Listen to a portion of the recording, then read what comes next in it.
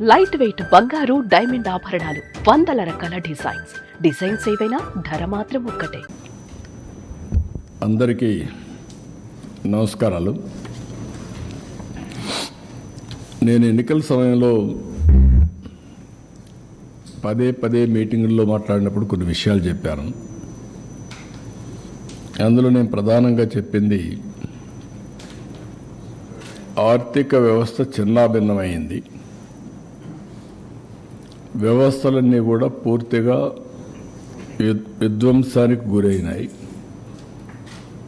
ఒక పక్క అమరావతి, పోలవరం, అమరావతిని 3 రాజధానులని 3 ముక్కలాటాడి ఫైనల్గా ఏదీ లేకుండా అమరావతిని సర్వనాశనం చేశారు, భ్రష్టు పట్టించారు. పోలవరం ఆంధ్రప్రదేశ్కి ఒక లైఫ్ లైన్, జీవనాడి. అలాంటి అమరావతి పూర్తిగా అంటే పోలవరాన్ని గోదావరిలో కలిపేశారు. ఎవరికి అంతుబట్టినటువంటి విషాదం అది. ఈ విధంగా ఒక్కోటి కాకుండా ఎవ్వరికి ఫ్రీడమ్ లేకుండా రాష్ట్రానికి రావాలన్నా ఈ రాష్ట్రంలో పుట్టిన వాళ్ళు భయపడే పరిస్థితికి వచ్చారు. ఈ రాష్ట్రంలో పుట్టి ఇక్కడ ఇండస్ట్రీ పెట్టాలి అని పెట్టిన వాళ్ళు వేరే రాష్ట్రాలకు పారిపోయే పరిస్థితికి వచ్చి తరిమేసే పరిస్థితికి వచ్చారు. ఇలాంటి సోమని సంఘటనలు అవన్నీ పోవడం లేదు. ప్రజలకు ఒక్కసారి గుర్తు చేస్తున్నా. అయితే నేను ఆ రోజు చెప్పింది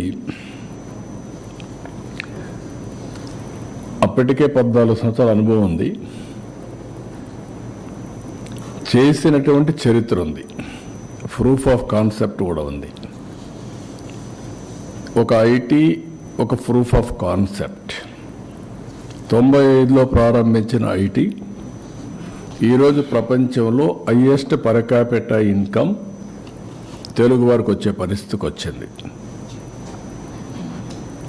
హైదరాబాద్ నగరం ఇండియాలో నెంబర్ 1గా తయారై తెలంగాణ రాష్ట్రానికి హైయెస్ట్ పర్ క్యాపిటా ఇన్కమ్ చేకూర్చే పరిస్థితికి వచ్చింది. ఇలాంటివి కోకొల్లలు. ఆ అనుభవంతో నేను ఆ రోజు ప్రజలకు ఒకటే చెప్పాను, సంపద సృష్టిస్తాం, ఆదాయాన్ని పెంచుతాం.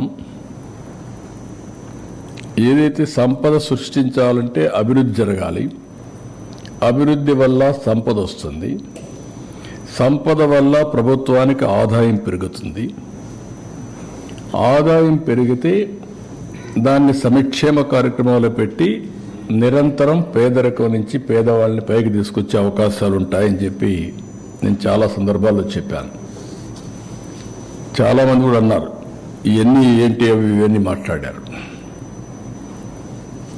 నేను నమ్మిన ఆర్థిక సిద్ధాంతం ఇది. నేను ఇప్పుడు కాదు, 95లో నేను ముఖ్యమంత్రి అయ్యాను. 91లో ఆర్థిక సంస్కరణలు వచ్చాయి. అదే సమయంలో 92, 93 ఆ ప్రాంతంలో ఇంటర్నెట్ రెవల్యూషన్ వచ్చింది. ఈ రెండు కూడా ఇమ్మీడియట్గా అడాప్ట్ చేసుకోరు చాలామంది. ఒక పక్క ఆర్థిక సంస్కరణలు తీసుకొచ్చినప్పుడు అందరూ ఆలోచన ఏంటంటే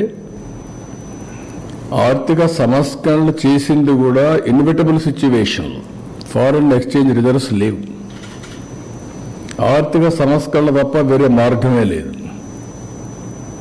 బంగారు కూడా తాకట్టు పెట్టిన సందర్భం అది. అప్పుడు తీసుకొచ్చారు. కానీ నేను మనసా వాచా నమ్మాను కాబట్టి నేను ఓనర్షిప్ తీసుకున్నా. నేను మాట్లాడా, సెకండ్ జనరేషన్ రిఫార్మ్స్ని స్టార్ట్ చేశా. అందుకే మీరు చూస్తే ఈరోజు ఇన్ఫ్రాస్ట్రక్చర్ ఆల్ రిఫార్మ్స్ నేను నేరుగా చేశాను, లేకపోతే ఆనాటి ప్రభుత్వం ద్వారా చేయించాను. ఒక పవర్ సెక్టర్ రిఫార్మ్స్ నేను తీసుకొచ్చి, అందుకే ఎన్నో సందర్భాలు చెప్పాను, పవర్ సెక్టర్ రిఫార్మ్స్ తీసుకొచ్చి రాష్ట్రానికి వెలుగులు ఇచ్చాను. నేను అధికారాన్ని కోల్పోయా. దట్ 2004.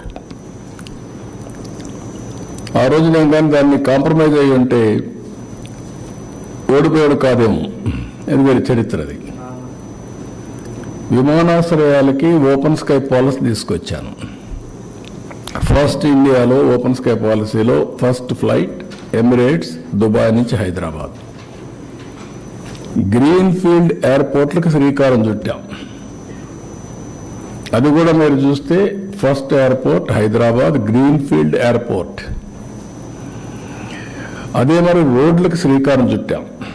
సుమన్ టీవీలో మీ పర్సనల్ అండ్ బిజినెస్ ప్రమోషన్స్ కోసం కింది నెంబర్కి కాంటాక్ట్ చేయండి.